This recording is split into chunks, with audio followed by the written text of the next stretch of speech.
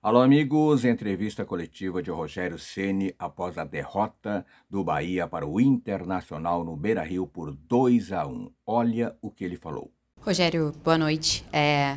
Um primeiro tempo que deu para entender um pouco mais do posicionamento ali. Vocês vieram bem mais propositivos no primeiro tempo.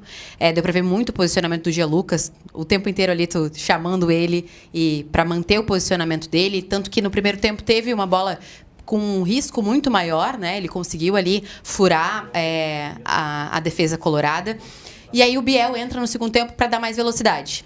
Só que durou menos de um minuto, né? Logo em seguida, o time toma um gol. E aí eu queria te ouvir, principalmente sobre esse menos de um minuto, assim. Foi realmente muito rápida a reação do Inter e queria te ouvir sobre o que tu consegue tirar de proveito, digamos assim, para a próxima partida contra o Fluminense em casa. Obrigada. Boa noite. Primeiro que o jogo estava um jogo muito truncado, difícil, né? Não foi um jogo com tantas oportunidades de gols, assim, até o momento que nós fizemos o gol, a gente sofreu, acho que perto do minuto 70, por aí foi o gol. E a gente podia ter tentado ao menos segurar minimamente para o torcedor começar a cobrar um pouco mais o time, deixar um pouco mais nervoso. Infelizmente nós estávamos ainda comemorando o gol, sai um lateral e tomar um gol de lateral da maneira como foi é complicado. E aí acontece o reverso, né? Porque o torcedor começa a cantar e incentivar e o time adversário sempre tende a crescer nesses momentos. Então tomamos 2 gols de bola parada, de um lateral, de uma bola de segundo pau que nós sabíamos que é onde os escanteios eram batidos. O que fica é que a gente tem que ter mais maturidade para depois que consegue a vantagem fora de casa, né? Colocar o adversário numa situação mais difícil por mais tempo, né? Deixar eles numa situação mais complicada. Eles reagiram, acho que, sei lá, o tempo que demorou, metade do tempo foi na comemoração, a bola saiu, lateral e gol. Uma falta de atenção. Acho que tomar o gol, logicamente, de um time como o Inter, não é uma coisa, é um time que tem qualidade para criar. Mas de um lateral assim, aí foge um pouco do padrão da gente. Boa noite, Rogério. Eu queria que você falasse a respeito da escalação, primeiramente de escolher começar com o Rezende no meio e com o Oscar no ataque ao lado do Tassiano e depois a mudança no intervalo, porque a saída do Oscar para a entrada do Cauli. Bom, nós colocamos o Oscar hoje para ter um peso a mais na área, um jogador que chegasse um pouco mais. Nós tínhamos Juba por um lado, Arias pelo outro, tentando alternar quem chegava no fundo. O Cauli jogou os últimos 2 jogos, estava um pouco cansado, ele não aguentaria jogar o jogo todo, então eu preferi botar uma referência no ataque, tentar criar com o Rezende um pouquinho mais, dando um pouco mais de consistência defensiva, com o Caio, com o Jean e com o Everton. Achei que era o suficiente para a gente ter essa posse de bola, e aí ter Tassiano e Oscar para atacar mais a área. Infelizmente nós não conseguimos produzir tão bem. Eu achava que 45 para o Cauli ele conseguiria jogar esse jogo e o próximo contra o Fluminense, também era a minha preocupação, para dar o que faltou para a gente no primeiro tempo, que é controlar um pouco o jogo, porque nós não conseguimos trocar 6, 7 passes, raro foram as vezes que nós trocamos, e a nossa característica é de jogar trocando passes. Se você não tem condições de ficar com a bola, aí o time ele começa a ficar inviável, né, com os jogadores, com as peças que ele tem. Então nós tentamos fazer com que o Cauli conseguisse ter um pouco mais de posse de bola para a gente construir. Depois, com a entrada do Biel, ter um pouco mais de velocidade e trazer o Jean Lucas para a posição mais de origem dele, que é aquele terceiro homem, né, o segundo homem do lado do Rezende, Jean Lucas e Everton Ribeiro. E até que saiu a situação de gol com o Biel, numa puxada de contra-ataque. Mas é o que eu falei, não tivemos nem o sabor de ficar. Se a gente fica um pouquinho mais no jogo, sem o Inter fizesse o gol, acho que começariam cobranças, o que é normal a gente conhece, jogando fora de casa. Mas nós não conseguimos ter esse sabor de ficar um pouco mais à frente. E olha que o jogo já estava se encaminhando para o terço final. E aí o Inter cresceu no jogo e conseguiu fazer seu segundo gol. Rogério, boa noite.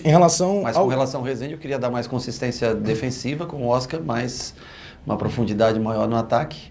E nós não tivemos a bola da maneira como eu esperava, apesar de ter sido bem dividido o posse de bola, mas não tivemos como eu esperava no primeiro tempo. Desculpa. Rogério, boa noite. Em relação ao time, não consegui segurar essas vantagens, né? Contra o Vitória o time fez 2-1, mas quando teve a vantagem, um jogador a mais, foi o pior momento do time na partida. No Barradão tinha 2-0 na vantagem, não conseguiu segurar. E hoje toma uma virada, um momento ali de, como você falou, em relação à desatenção do time em campo. Fora que no segundo gol, uma bola aérea, né? O Bahia é o time da Série A que mais toma gols aéreos, são 16, se eu não me engano, é o primeiro entre todos os times da Série A em relação a esse quesito.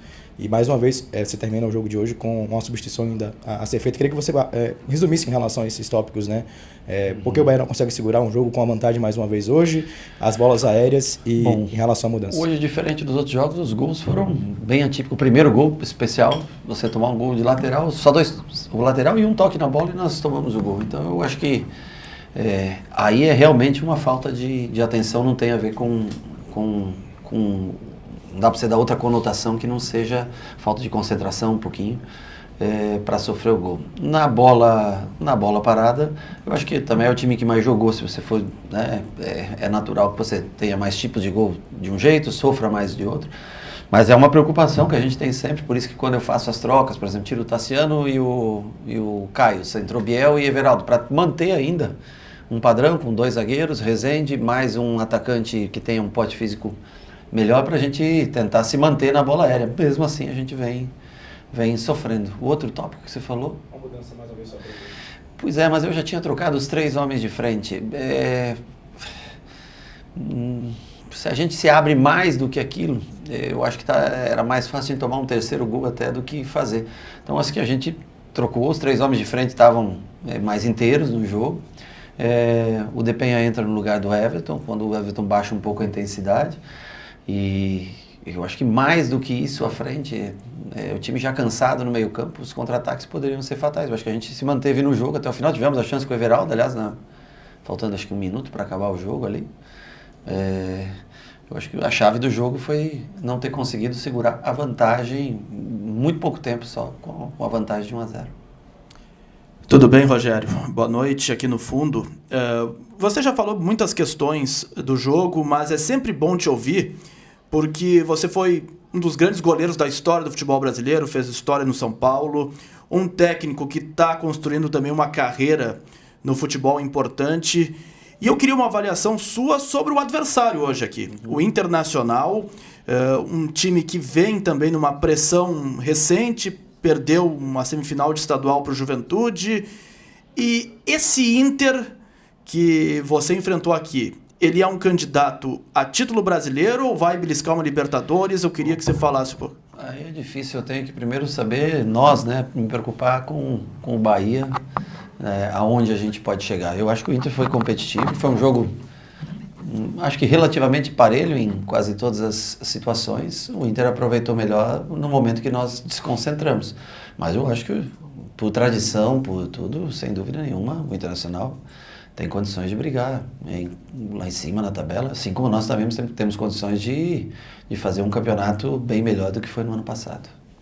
Da entrevista coletiva de Rogério Ceni após a derrota do Bahia por 2-1 no Beira-Rio.